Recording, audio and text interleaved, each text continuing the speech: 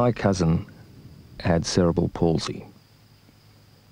When I went around to play, he'd be waiting there by the letterbox in one of his superhero outfits his mum had made. He'd give me a big hug and leave a little dribble on my shoulder. And for some reason, he always smelt of licorice. The first thing he'd do was dress me up as a superhero as well. My auntie would take a photo of us and then make him take his pills. He took 3 little blue ones and 2 big grey ones, which he'd gulp down without any water. He told me they gave him superpowers, and he'd tried to prove it by dragging me onto the chook shed roof where we'd attempted to fly. He had a lot of pets. He'd show me his new ones and where he'd buried the old ones. I was jealous of all the things he had. I thought he was spoiled. He sat down when he did a wee. Mum said he was allowed to.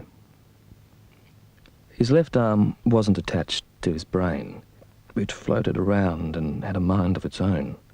Sometimes my auntie would pin it to his side to help control it. His other arm was very strong. Playing cricket with him was dangerous. Once he swung the bat so hard it flew and hit my uncle in the neck, and he had to wear a neck brace for a month. Sometimes we'd play in the street.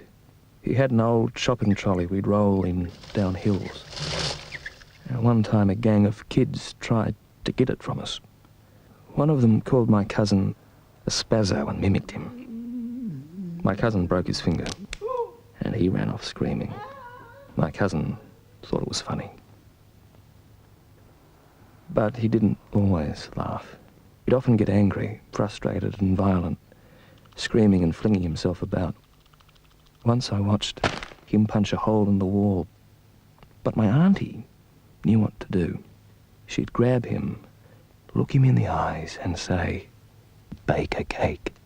He'd calm right down and begin to measure, pour and mix, waiting for the best bit at the end, when he could decorate however he liked.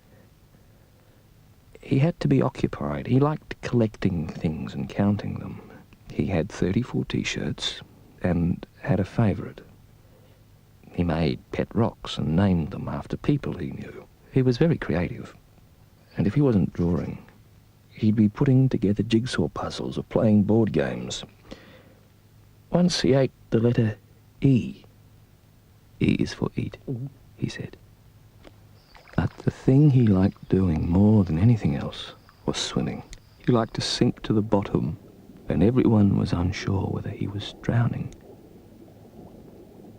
I think things were better down there.